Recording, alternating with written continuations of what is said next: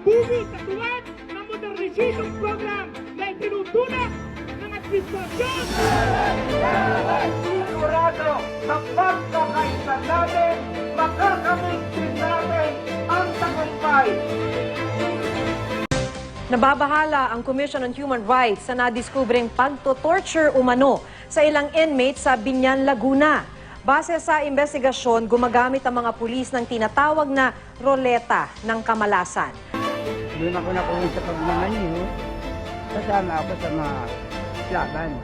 Ang pag ngayon, pag mahirap ka na lang. Ganyan na lang ang buhay ngayon.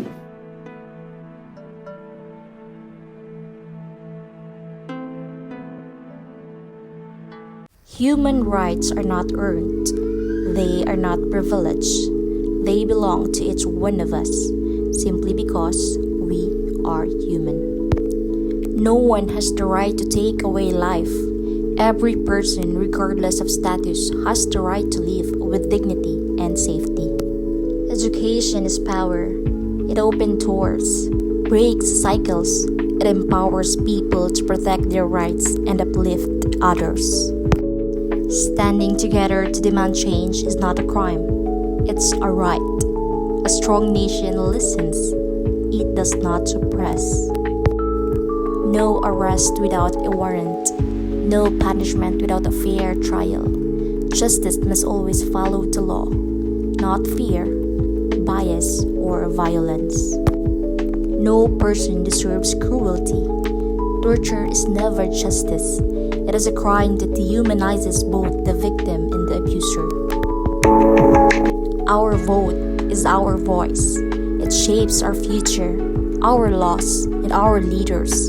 No one should be silenced at the polls.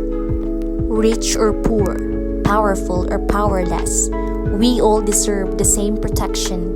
Justice must serve everyone, not just the few. Each of us has the right to believe and worship according to our conscience. Respect for religion is a fundamental human right. Healthcare, a safe home. These are not luxuries. They are rights that every Filipino deserves. Ay, nakatira lang kami, nakikitira lang kami. Kung talaga may matakbuhan na ako, talagang iiyak ko ng tulong dahil kailangan ko yung ano ng anak ko, siya lang mag-isang babae ko. Pero tinataguyod ko kahit anong hirap nang nagtitinda ng ganyan. Pero pag wala kang pera, marami na akong experience. Halos kami tinatanggihan na ng ospital dahil wala kaming pera.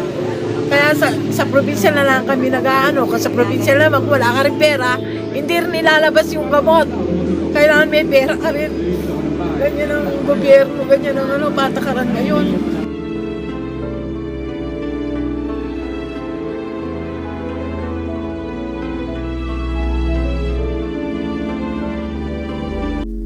Human rights are not just written in law. They must be lived and protected every day. As criminology students, future law enforcers, and citizens of this nation, we stand for human rights.